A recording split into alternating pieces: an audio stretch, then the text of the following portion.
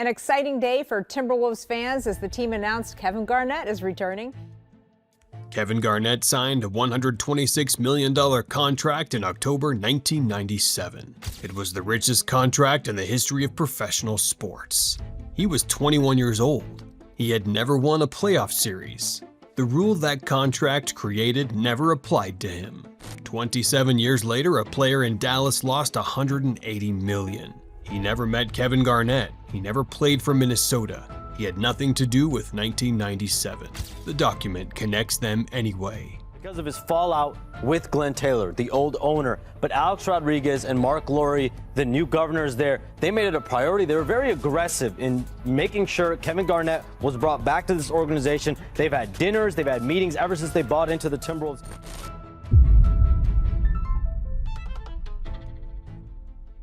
October 1997, Minneapolis. The Minnesota Timberwolves hand a 21-year-old a 6-year extension. For context, the team that signed him cost less than his contract. Alonzo Mourning had just signed for $105 million. Juwan Howard, $105 million. Shaquille O'Neal, $120 million. Then Garnett. The owners had seen enough. 27 owners against 2. They voted to blow up the entire financial system.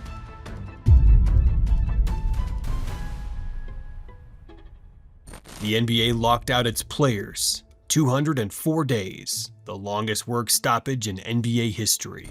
The NBA's collective bargaining agreement expires midnight Thursday, and if there's no deal by then, well, the owners could impose a lockout. I was asked earlier today whether my gut was that we'd be playing basketball on Christmas Day.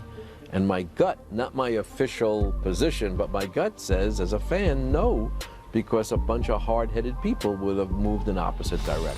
$1 billion in lost revenue, $500 million in lost player salaries. All of it traced back to one contract in Minnesota, signed by a 21-year-old who had never won a playoff game. Coming here was a hard decision for me because I am a loyal person. Obviously, leaving Brooklyn in the middle of a season wasn't the best way that I would like to do it, but with the opportunity of coming in here, helping young guys in this transition of being better and bettering this team for the city, I saw this as a great opportunity for me. So I'm just happy to be here. And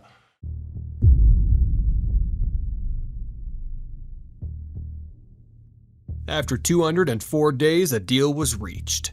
The new CBA introduced something that had never existed in professional basketball. For the first time in NBA history, no matter how good you were, no matter how much revenue you generated, no matter how many franchises you built, there was a ceiling, $14 million per year for anyone.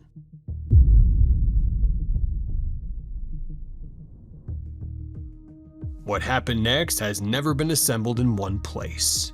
Tim Duncan entered the league the same year Garnett signed his deal, under the new rookie scale, capped before his first game. The San Antonio Spurs select Tim Duncan from Wake Forest University.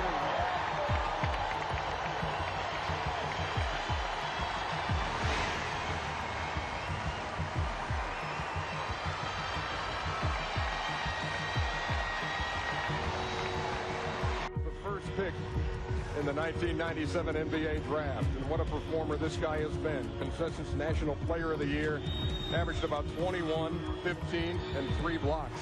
Well, you can see he can play face it, put it on the floor, and the nice thing about it is at his size, he can shoot with either hand.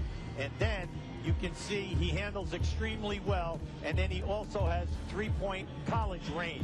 The only negative, the downside, is the foul shooting, and hopefully that will be corrected. But what a force, guys. Well, I think another thing that's going to be very important with this group is that your guard play is going to have to be very important, because you're going to have proper timing, particularly with 2 big guys in there. And I think a 6'11" forward, I still think it's a difficult task. Although we're all talented team, don't underestimate the hard job that the coach is going to have to do. So Tim Duncan, and let's get another take on him from the guy who coached him. Dave Odom, of course, is coach at Wake Forest, and he is well aware of the challenges that await the big guy, and he says he's ready for it. $242 million, $530 million in franchise appreciation during his time alone. In 2012, economists at the University of Oklahoma studied LeBron James's market value. Their finding?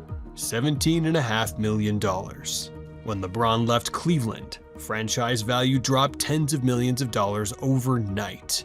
When he signed with Miami, franchise value rose tens of millions of dollars overnight. You still a nail biter? I have a little bit, not of late. We've had everybody else biting their nails, so I guess it's time for them to stop chewing. The answer to the question everybody wants to know. LeBron, what's your decision? In this fall, man, this is very tough. In this fall, I'm going to take my talents to South Beach and join the Miami Heat. Miami Heat. That was the conclusion you woke up with this morning. That was the conclusion I woke up with this morning. 538 built a model measuring player value against wins generated. Their finding on Kawhi Leonard's max contract, $134 million. Suppressed by a rule created 16 years before Kawhi entered the league, after the NBA announced its $24 billion television deal. 2 years before it goes into effect, Adam Silver has announced the highly anticipated new television deal between the NBA, ABC, ESPN, and Turner Sports. The deal will run from the 2016 season through 2025. Durant went on record. Same week, Kobe Bryant tweeted, "Two of the greatest players alive, telling you exactly what the documents showed. Nobody listened."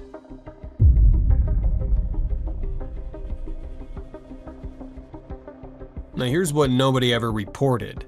The rule the owners built to stop another Garnett. Kevin Garnett kept every dollar. The ceiling he accidentally built landed on everyone who came after him.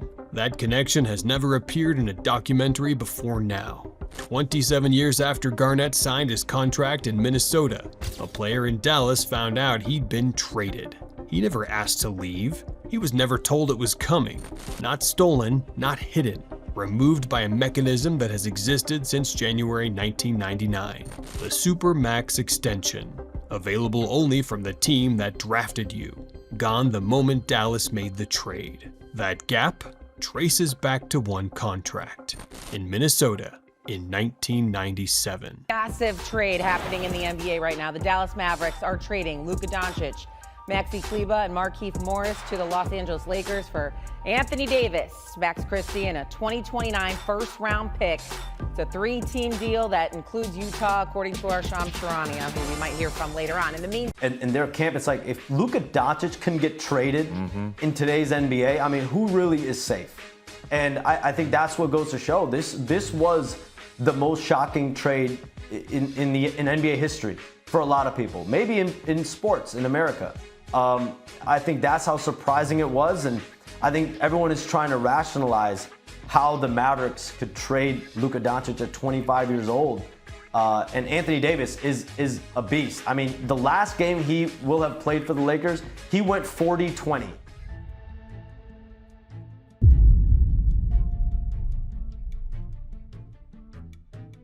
In 2015, economists published a peer-reviewed study. Their finding? Not a trade, not an opinion, a documented sourced published finding. The best players in the league subsidizing everyone else because of a contract signed by a 21-year-old in 1997. You just heard the fine print read out. Most people never will. The NBA's current television deal? $76 billion, 3 times larger than the deal that moved Kevin Durant. 6 times larger than the deal that existed when the max contract was created. The max contract still exists. The ceiling Garnett accidentally built, still standing. The current CBA expires on that date. Every player being suppressed right now. Every dynasty being built on underpaid superstars. All of it negotiated again, in one room, behind one closed door.